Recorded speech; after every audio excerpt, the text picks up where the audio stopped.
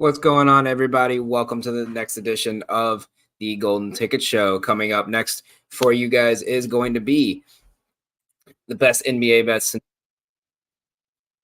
best Premier League that's coming up. All that and more coming up on the Golden Ticket Show.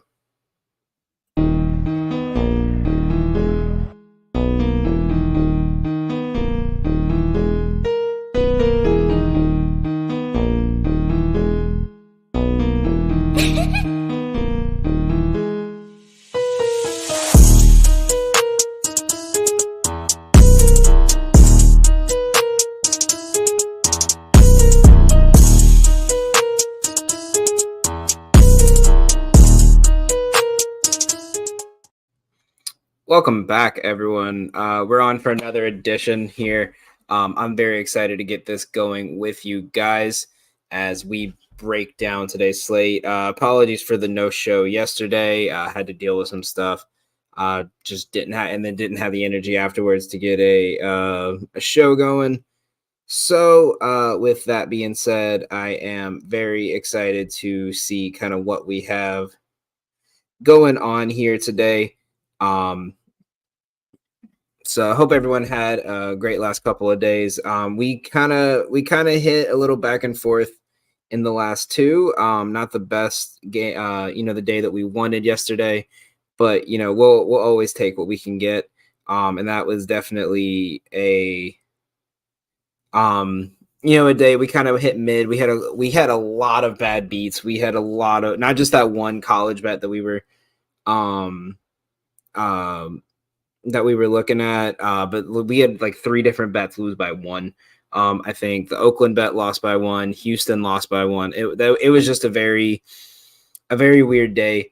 Something that I just wanted a day to wash it all away because it wasn't bad bets. It's just it felt like I was heading towards that kind of downslope where it was going to start getting worse and worse and worse. So I would have rather just kind of just get it over with and do the best we can on today's slate. So with that being said, let's go ahead and we're gonna break down. We're gonna start with some Premier League action. We have one game tomorrow. We're gonna give you guys a preview of that. We're gonna give you guys a preview for what to look for in NFL props for tomorrow's game, as well as if we got time today, we're going to break down the no sweat and the 50% profit boost parlays on DraftKings and give you guys something for that. So I'm excited. I think today's going to be a fun day. Let's go ahead and we're going to break down this Brighton-Liverpool game as best I can for you guys. Now, I know a lot of you guys aren't as big soccer fans as I am, or football as they say, but this just shows in any sporting capacity that you can profit as long as you kind of analyze things. So we look here. The big uptrends is that Brighton and Hove Albion, BHA, has allowed 29% less possession than the league average. They're controlling the possession a lot, and they've scored 27% more goals than the rest of the league averages. And not only do they allow less possession, they're controlling more. So it's not just balls going out. It's that they're holding onto the ball. They're playing a very kind of slow, methodical pace, and they're making teams play at their pace. While Crystal Palace, over their last 5 games, they've conceded more goals than their average over the last 5. They've had a couple very rough games. While Brighton and Hove Albion, they've scored 19% less goals. So like I said, this conservative play style they've kind of switched to has been kind of a struggle. And they've allowed 17% more shots. So we're going to look at their kind of head-to-head here in the last 2 years. There hasn't been much. It's been a lot of draws. If you look here, they've drawn both times at Crystal Palace. But Crystal Palace hasn't won at Brighton in 2 years. Brighton is the only team with a win. These two teams kind of head towards draws in the last couple, and Brighton won the last matchup. So before that, 3 consecutive draws before the last time these two teams played. If you look, in their 4 games, look, I mean, I'm seeing a lot of like 0-0 ties. So that might be something to look at, is like a double chance here. The draw, you can find some you could probably find a double chance here as a good line to look at. I'm trying to see if I can find that now. Double chance if you take either team with a tie, it's fairly lower odds. You could probably put it with something as a parlay, maybe kick down the odds a bit. But we see here, as we see here, look, they're holding majority of this possession. They're holding majority of in the matchups against these teams. So it seems like they've kind of got their number. And to say, as you look, it was a 1-0 win back last March, 1-1, 1-1, 1-1. So it's been a 1-1 score in just about every single game. So I think if we look at some of these trends this season, Crystal Palace, they started off strong. They're struggling the last couple. They're giving up 11th most of the 20 teams in goals against, while only scoring 17th most. But the big thing is both these teams are giving up goals here. As you can see, league average is about 1.5 goals. They're going just under, they're just over, and they're giving up more goals while they're staying at league pace. Recent games, they have not won in 5 straight. They had a draw their last game. You can see they drew with Man City, which I think is really big for them, given their struggles. As you can see, they had a draw against West Ham. They lost to Luton Town, lost to a Bournemouth team that's just on the edge of relegation, and they lost to Liverpool, whereas a 2-0 loss to Arsenal. They beat the teams down at the lower end of the table, and they've kind of been back and forth with teams in the middle ground to the top end of the table. So, but in these last 5 games, they're still at pace and they've been struggling here, while both teams have been giving up about the same amount of goals. The big thing to look at is in the last 5 games, João Pedro's getting about point. He's got the most goals over the last 5 games. As we can see, I'm gonna pull up the leaderboard here. Between these two teams, as we look here, most goals, Pedro and Ferguson have had the most goals. Most shots and shots on target here have been have really just been it's been these two. There's been 3 or 4. Like we have Peter Gross here has gotten a lot of shots on target, but he's not really connecting as well. But he's gotten a lot of assists. So I think him to get a goal. If you look, players with the most shots on target, you have Gross, Ferguson, Mitoma. So players, I mean, you could get you can get Pedro at minus 225 for a shot on target. I kind of like this. I kind of like looking at that kind of stuff for these two teams. But the big thing to look forward to here, as we scroll down to like last 5 and, kind of the players to watch, the injury report, is that these two teams have just been, I don't even know really how to describe them. As you can see, look, as we look at the game total between these two teams, over 2.5 is hit at a 58% rate. 20 of 34 games is opened at 2.5. There hasn't really been any movement. You got both teams to score. Brighton and Crystal, both teams have scored in the last 5 games. Crystal here, they've scored in 4 of their 5 games. Whereas Brighton has scored in 4 consecutive and they got shut out last game. So this bet is hit in 4 or 5 for both teams.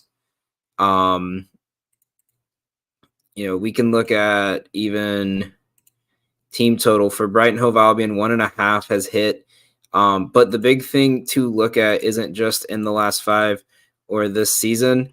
It is the matchup. So these two, they scored exactly 1 goal in each of their games. So I think that's something to really look out for here. I think my best bet for this would be is I'm going to take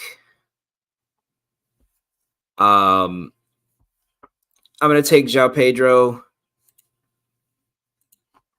to get at least. I can't decide if I want to take Pedro or Ferguson to score, but I think one of them are going to score. I think the best bet I can honestly find is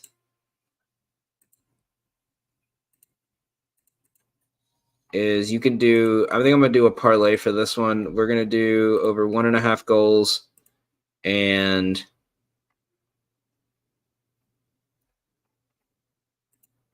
I think we'll do Brighton or tie and make that like a 145.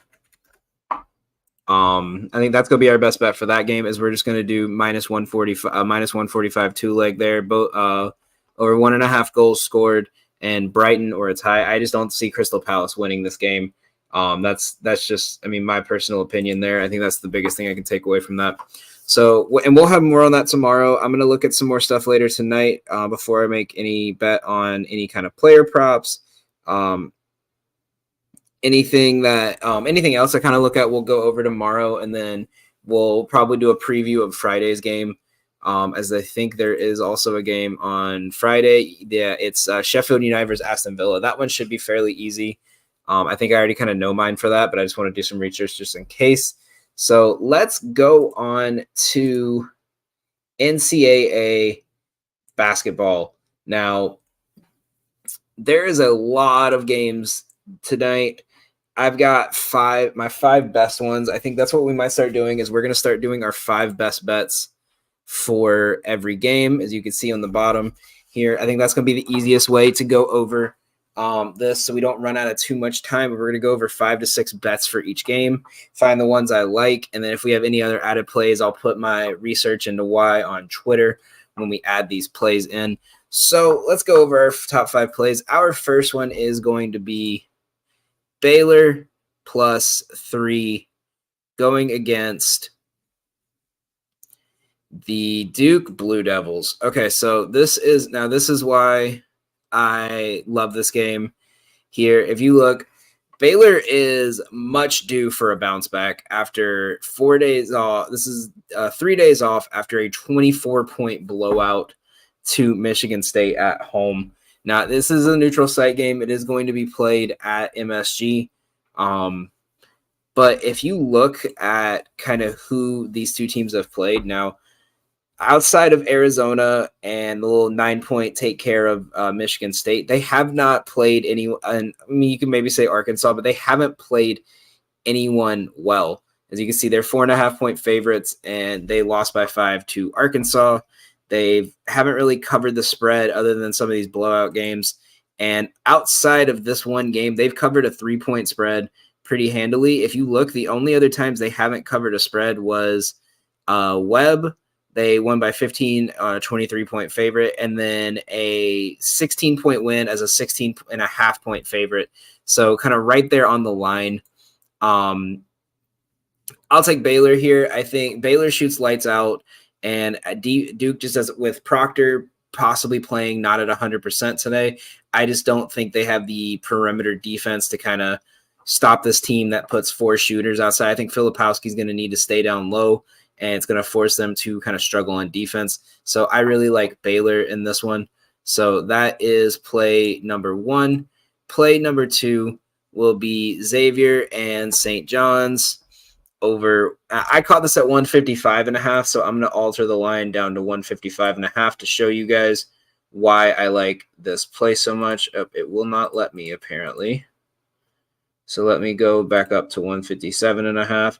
Now, or will it? Am I just stupid? I am stupid. Okay, so now look, this hasn't went over in the last couple games for both teams. But I really like this because both these teams in the last couple games have played teams that are very slow-paced. And if you look, Xavier has scored Except for teams that are top tier defenses, they've scored 70 or more points in every game but 2 this year. And that was Houston, who is arguably one of the best defensive teams in the league, and St. Mary's, who plays at such a slow pace, you have to play their game. And they still beat St. Mary's by 17. That was big. Now, I like this because some of these teams that have had good interior defense, like Purdue, like Washington, they've still put up 70. So they're putting up about 70 a game on their own. And against teams that are in the bottom half in defense, they're scoring close to 80s. We see Delaware, Cincinnati. They almost dropped 80 on Oakland. They dropped 100 on Bryant versus a team, as you can see here, they have hit 70 or more in every game but one this year. Again, it was a game against a team who's known for slow pace and defense, so the score wasn't going to be that big. But 22-point win over Fordham. They lost by 6, but they still dropped 80. 85 against Sam Houston, 79 against West Virginia, 91 against Holy Cross, 91 on Utah, 81 on Dayton, 73 in a loss to Michigan, and 90 on Stony Brook. They're playing with an offensive level that makes you have to match them. So with both these teams averaging around 75 to 80 points a game, I'd rather take the over here and live with a bad shooting night from both teams. I think that's the only way we see this game not going over. As I'm actually going to pull up their team stats here.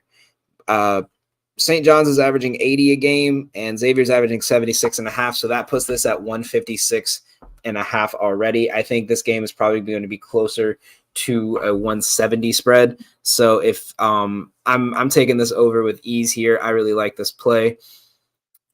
Our next play is going to be UConn -8. Let me find the game real quick.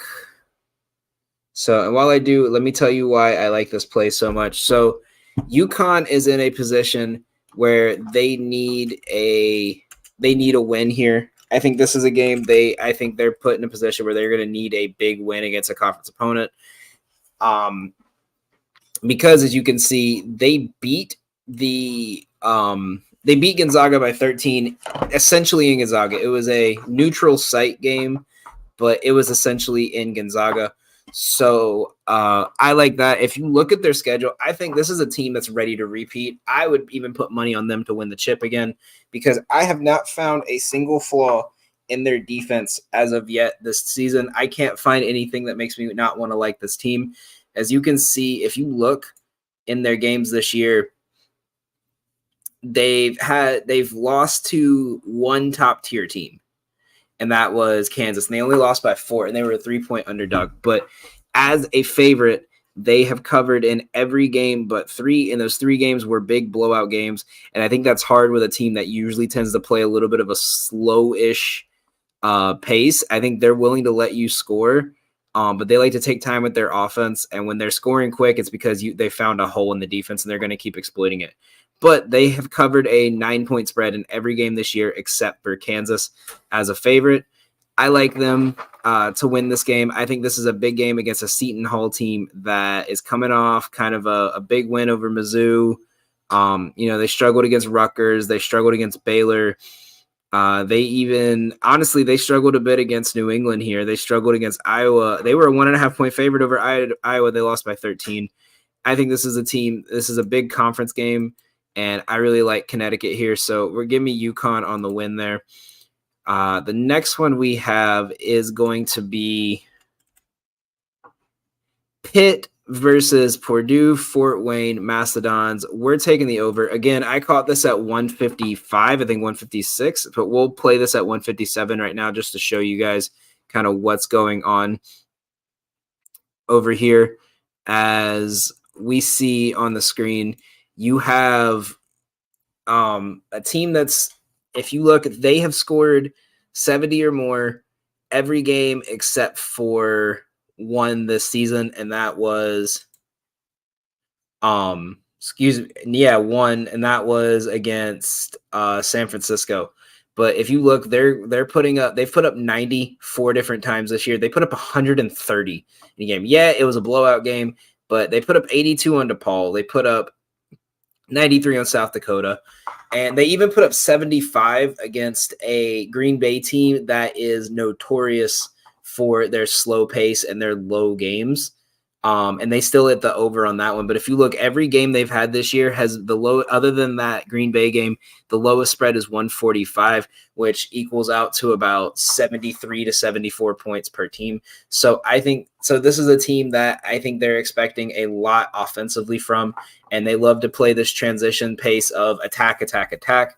And especially the same thing as Pitt. While they have not hit this line in the last couple of games, again, their last 4 games have been against teams whose mission is to slow you down and make you play their game. Both of these teams love to play in transition, and with the fact that both teams have played opponents that do not like to run, they like to slow you down. I think they're going to both want to play. I think they're both going to let the other one run up the field.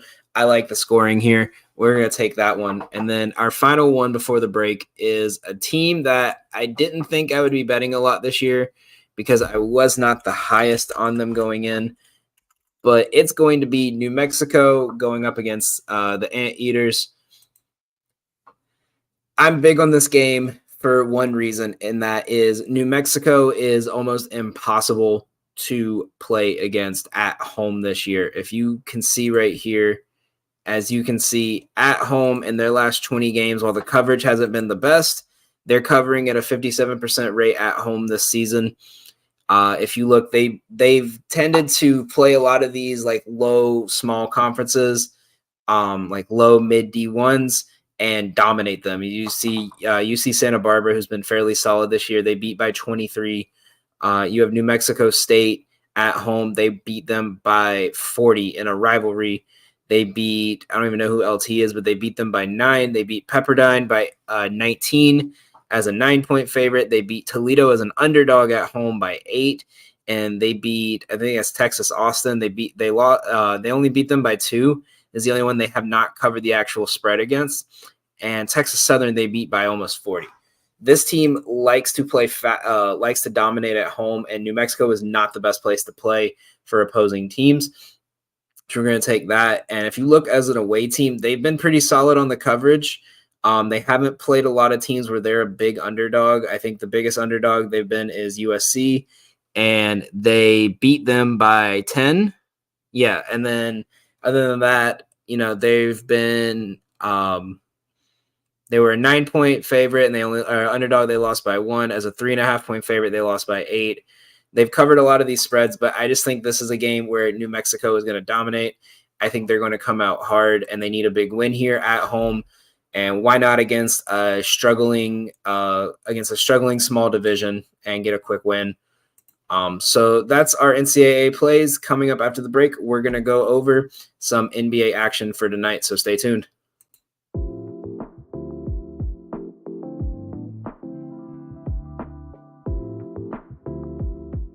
My name's Ryan Allison. I've spent over a decade immersed in the art of tattooing. Sharply honing my skills has materialized into a diverse and prestigious body of work. Each tattoo reflects my relentless pursuit of excellence, and every client I work with is a living embodiment of that unwavering commitment. I will gladly and wholeheartedly embrace your distinct vision.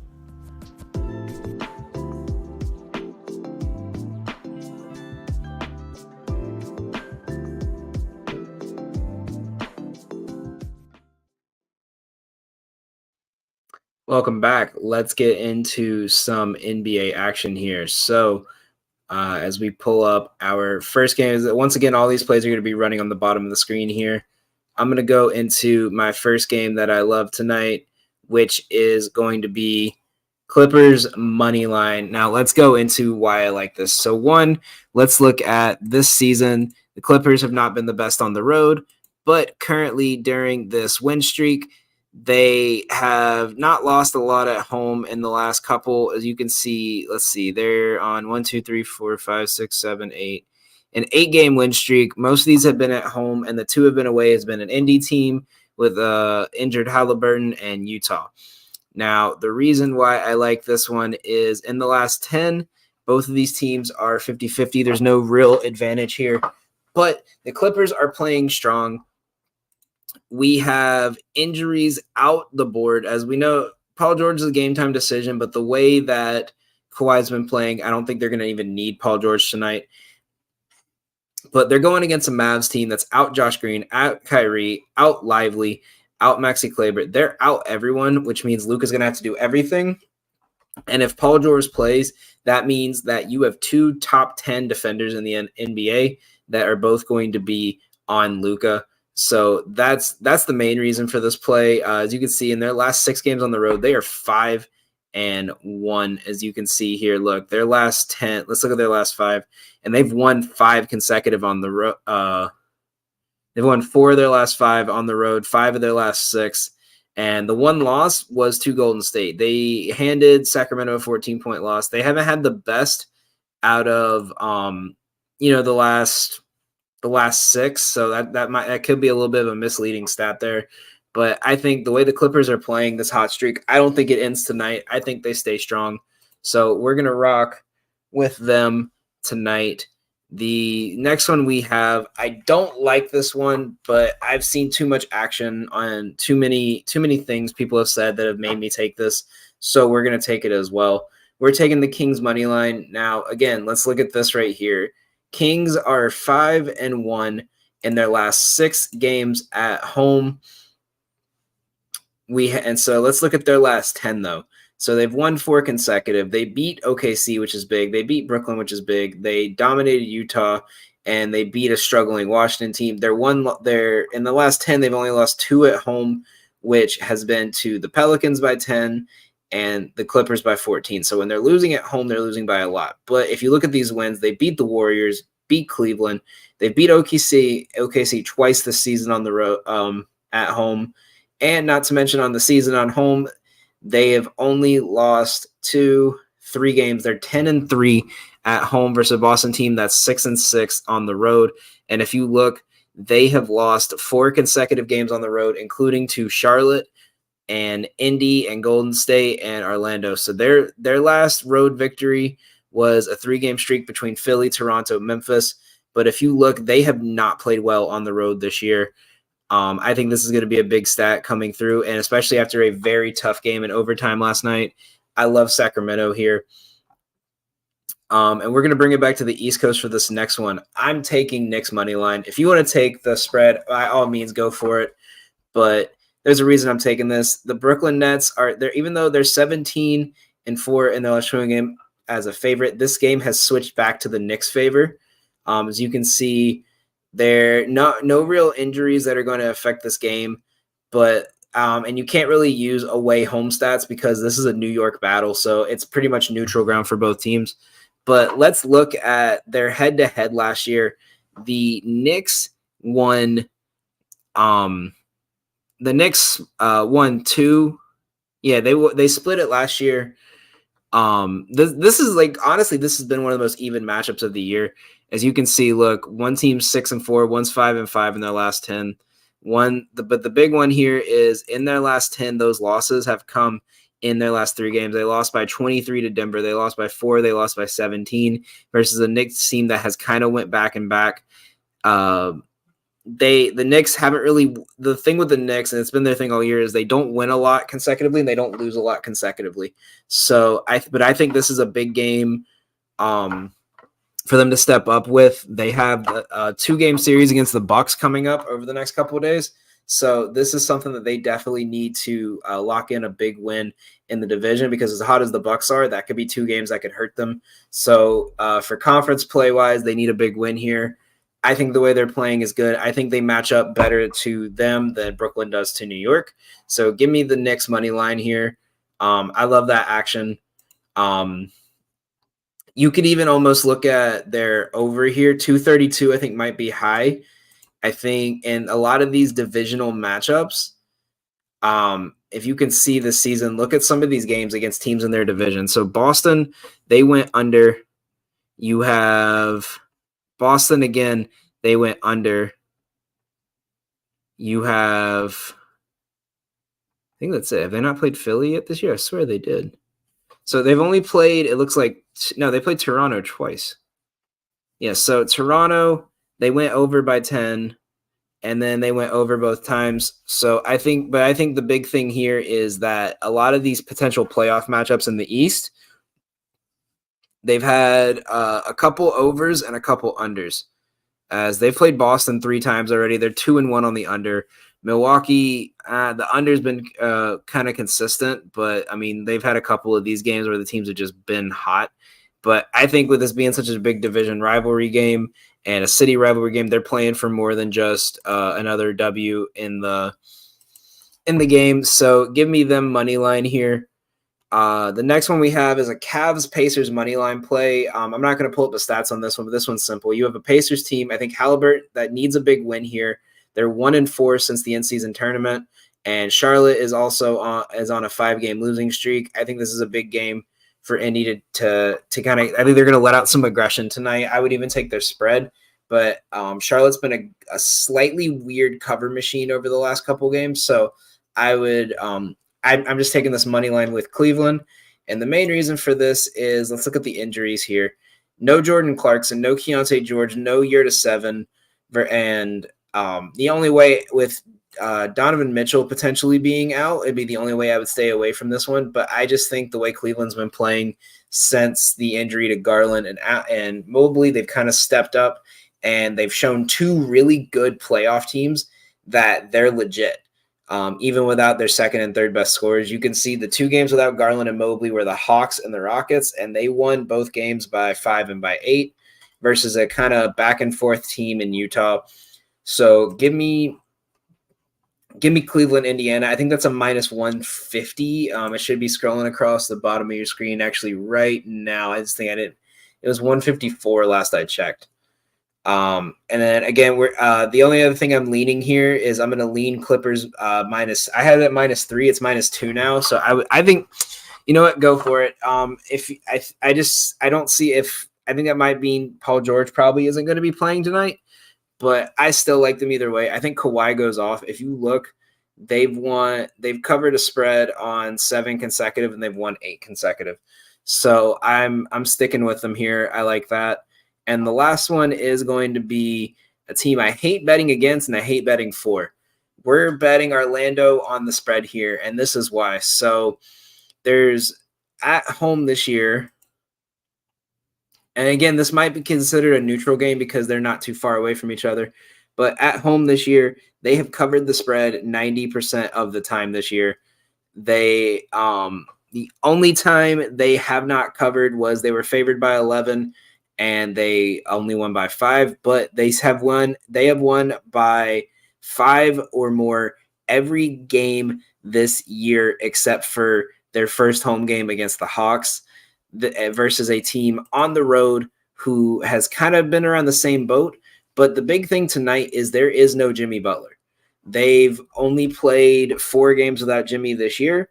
In those 4 games without Jimmy, let me pull it back up here. It won't let me pull it up on there, so I have to unfortunately pull it up on my phone and kind of go over it with you guys. But if you look in their 4 games this year without Jimmy Butler, they have got beaten by 7, by 15, by 8. They won by 8, and then they lost by 16. This is a team that has not fared well without Jimmy Butler, especially with Tyler Hero out. Bam might not be 100%. So give me Orlando to cover in this in-state rivalry. It's probably the best play I have tonight. It might even be our play of the day. I might up it to 1.5 units. So we will see about that. But those are our best plays. We're going to have our player props posted up a little bit later tonight in a thread on Twitter. So make sure you guys stay tuned for that. Coming up after the break, we are going to go over some NFL player props that I love.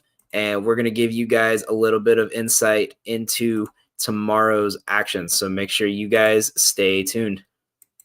Durham Remodeling has been serving the Quad Cities area since 1973. And with over 50 years of excellence on their track record, you'll see why it's so easy to trust their experts when it comes to all of your home improvement projects.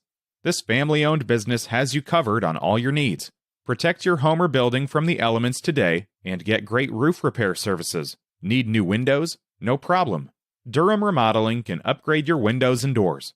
Whether you want to upgrade the little details in your home or office, or want to tear a room down and start fresh, the expert contractors at Durham Remodeling have your back. Even the smallest changes can completely transform your space. Ready to start entertaining your friends for backyard barbecues? Durham Remodeling will help you plan, design, and build your deck and patio for the perfect outdoor space. Durham Remodeling's work is 100% guaranteed, so you can rest assured that you're getting the best service around. Call 309-786-6715 today for your free estimate for all your roofing, siding, flooring, windows, and painting needs. That's Durham Remodeling, 309-786-6715. For frequency's sake has you covered on all things sports. From the squared circle to the hardwood and the gridiron to the speedway, we've got something for everyone. Walk down the aisle with the boys from Cards Subject to Change every Sunday as they take a deep dive into everything pro wrestling. Need your gambling fix? We've got you there. Enter Pit Row with Rod Villagomez and Fast Money as we win the checkered flag with NASCAR, Xfinity, and truck race winners and props. Football more your style? Explore the waters of NFL DFS with DFS Deep Dive with Brian Craighead and Jordan Kernan each week. More into the science portion of the game? We've got a double dose of action there. The Professor John Bush and Dennis Michelson take you into their science lab and dissect your week in the data lab. Want an analytical take? Nick Gurl and the team at Gridiron AI come to you each week with The Lab. Need to know who to start last minute? The network's flagship show, For Fantasy's Sake, is here in a pinch. The fellows come to you live every football Sunday from 10 to 11:30 Central with the week's best DFS, gambling, and lineup advice. And wrap up your Sundays with Joe Winkle and Nick Brinks as they come to you live with educated ignorance looking at all the day's action. Can't get enough of Joe? He comes to you 3 times a week.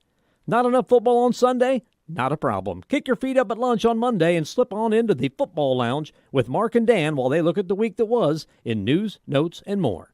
For frequency's sake, you know what we mean. Welcome back. All right, so let's go over first some props here and some trends. As you can see here, we have a regression slowly kind of coming for the Saints. While the Rams have been in solid form, but both teams are on a short week. The red zone and rushing yards, we kind of lean towards the Rams here. As Karen Williams is just a workhorse. You got a little bit of I don't understand why there's a little bit of a passing edge here. I think that's just season wide because Stafford has been kind of iffy, and there was those couple games without him. But if you look against the spread this season, the Saints are 5-8, while the Rams are 8-5. They're 2-3 in their last 5 games, and they're 3-3 on the road. While the under is hit in 10 of their 14 games, and 3 of their last 5, and 5 of their 7 on the road. They've in the last couple of years they've only played the Rams once. The score was 27-20.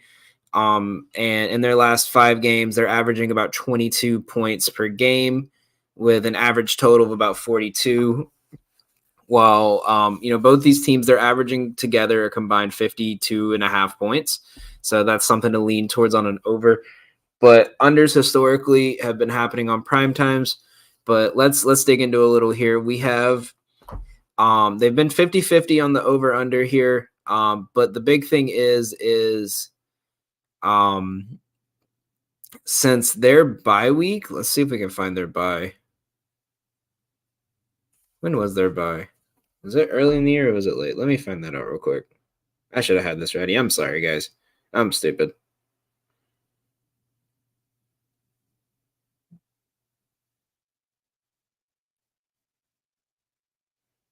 All right. Their bye. So since their bye week after Green Bay, they have went over in 4 of their 5 games. Their one under since then was that that kind of abysmally slow, struggling game for both teams where Geno had kind of gotten a little bit injured and everything just kind of went back and forth. So I against the Cardinals team with Kyler Murray back, it was a 51-point game. Against a very good defensive team in Cleveland, it was a 55-point. Against a great defensive team in Baltimore, 68. And against a bad team, they just kind of went over this line at like 48. So either way here, the big one to look at here isn't them, it's the Saints. The Saints have went under in every game except for teams that are known for other than 3 games this year. Minnesota just barely hitting that mark. Detroit, 61 total points, 65 and 55. And however, they've played 2 primetime games this year. It was a 37 and a 55. So that adds up to about 46 points per game, which could kind of lead to this. So as we see, like a lot of scores in the 30 here, they didn't hit 40 for the first time until Jacksonville. And then since then, they've scored 41. They've only had 3 games under 40. They're due for some more regression here. So I think that I would just kind of stay away from. As we look at the team totals, their team total is 17.5. Again, they've went over this though in 9 of their 14 games. So while the team total went over for both teams. So I think, but the big thing to look at here is the team total for both teams is 19.5 and 22.5. You can hit that mark and not hit the over, as the over is 45.5. So 19.5 and 22.5 puts you at 43 or 42. So they could technically both hit their line and still go over. But if you see they've went over 4 of their 5 games since their bye week, whereas you have a Saints team who they both have the same bye week. In 3 of their 4 games since their bye week, they've went over. So I think that could also be something. But if anything, I would take the Rams over here. I think they're more likely going to put up 23 versus the Saints putting up 18. That's just my personal opinion. And again, look, they've won 7 of 14 games this year versus a Saints team they're both 7-7. I think if you take any game prop there, I would take the team total over for the Rams. So we'll put that in for tomorrow. So, all right, let's go over some player props that I absolutely love. We're going to keep the minimum odds at 200. Let's start with anytime touchdown. So in their last this season, Jimmy Graham has scored a touchdown in 80% of his games. He has only played in 5 games this year. So that is, I mean, obviously that's still good. That's he's getting a lot of touches down low, but that's something to really kind of look at. But the big one is, let's look at the last 5 again. Cooper Kupp has scored a touchdown 3 of his 5. Demetrius Robin 3 of 5, and Olave 3 of 5. Nothing really here that I think would be good. I mean, you could put a little bit of money on Jimmy Graham. I think the way they're using him lately, as you can see, look, he's gotten a lot more usage the last 5 games. After Green Bay, he didn't get anything against New England in their 34-0 win against New England. But the last 3 games, they've used him a lot in December. As you can see, a touchdown versus Detroit, touchdown versus Carolina, a touchdown versus New York. So he might be one to kind of look at there. We go to passing yards here. Let's see here. Derek Carr has went under in 4 of his last 5, under that line of 232, while Stafford's went over his line in 3 of 5. Last 10 hasn't been the best. This season, Derek Carr has went under in majority of his games. As you can see, he even, the best real way to look at this one is simply, let's see if we can get an actual stat up here.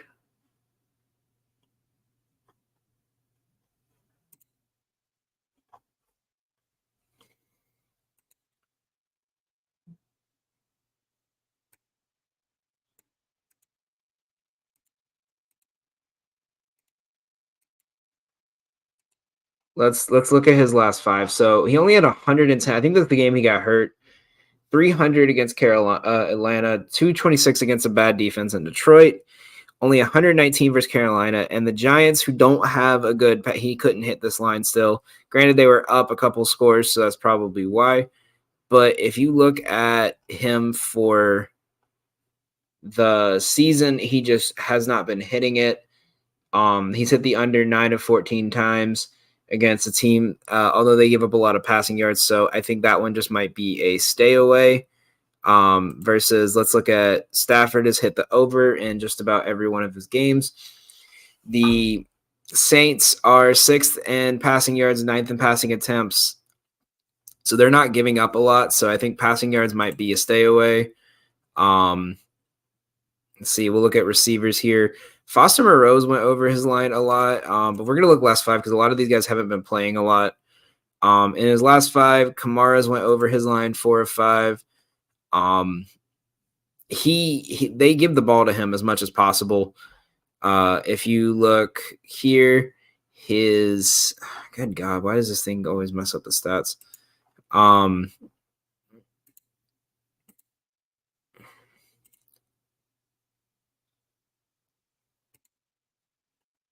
Yeah, this was not the best use of my time.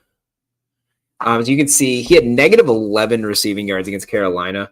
But other than that one game, he had 33 still, 50, 58, 44. He's went over this line a lot. You could even take his rushing and receiving yards line against a team that gives up the 21st most amount of rush yards.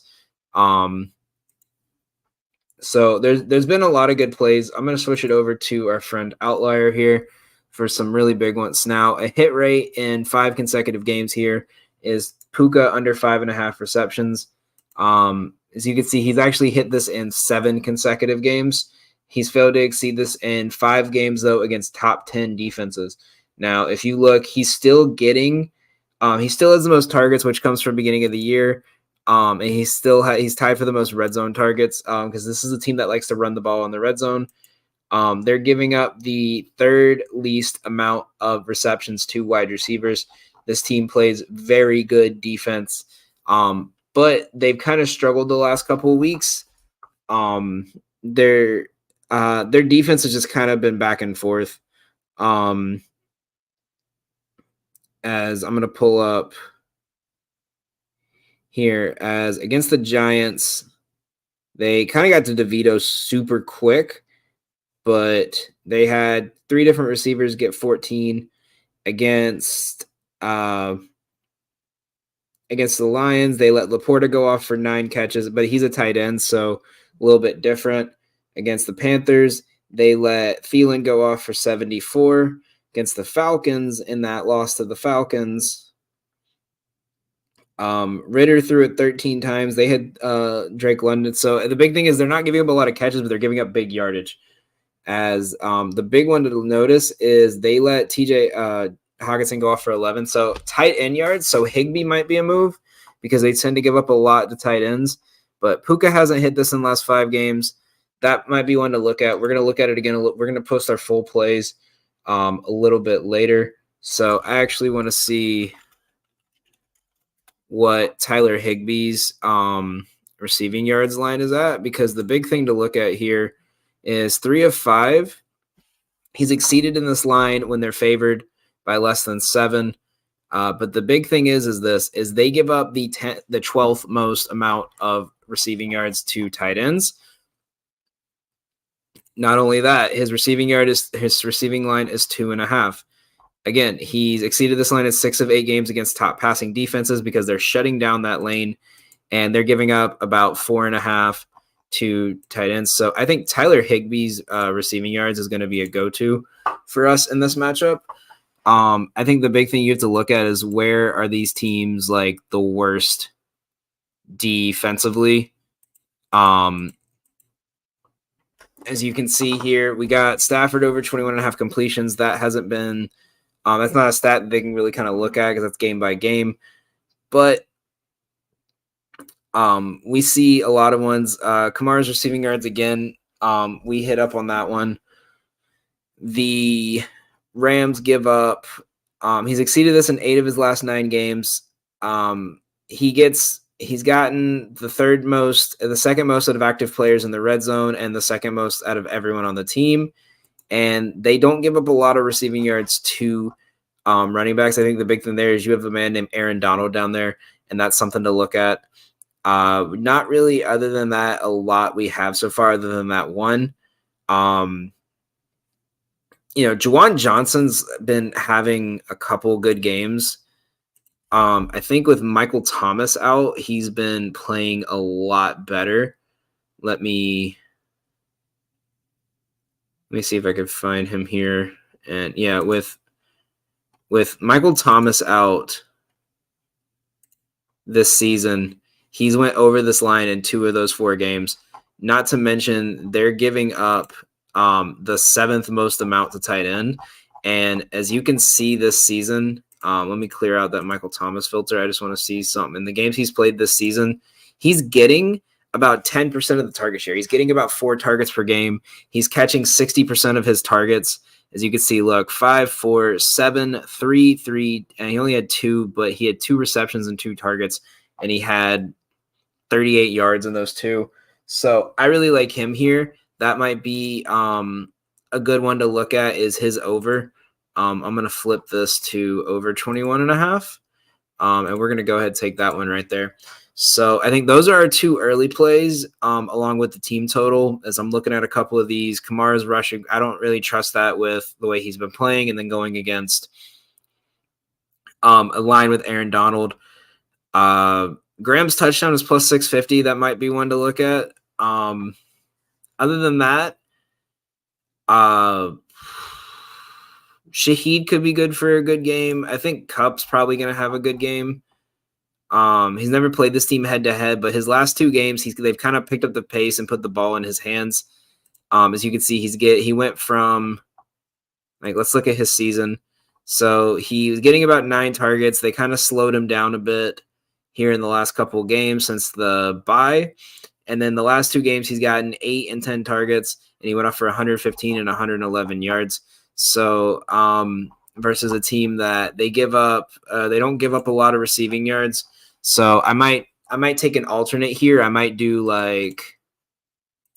something like 50 and then add it with something else. Because if you see with 50, again, he's only hit this in 4 of his 10 games this year. But I still think he gets 50 against this team. They've the way they've been playing him. I just don't trust the 75. So we'll keep it with that. That'll be it for today. Once again, all of our plays, one more time real fast. We have in the NCAA, Baylor plus 3, Xavier SJU to go over their total, UConn minus 8.5, Pitt, Purdue Fort Wayne over on their total, New Mexico minus 9.5. NBA, we got money line action from Clippers, Kings, Knicks, Cavs, and Pacers money line parlay. Clippers minus 3 and Magic minus 4.5. And then so far we have 2 NFL bets, and it's Tyler Higbee over 23.5 receiving yards, Juwan Johnson over 21.5 receiving yards. That is going to be it for us today. Those are our plays. We're going to be reposting those again. And again, all of our player props we're going to be posting a little bit later tonight. We're going to be putting a thread on why we like these plays, why we think they're going to hit, and how we're going to break it down even farther from there. Thank you guys for watching. If you're watching over from Instagram, well, I guess the Instagram feed just kind of kicked itself out there a second ago. So,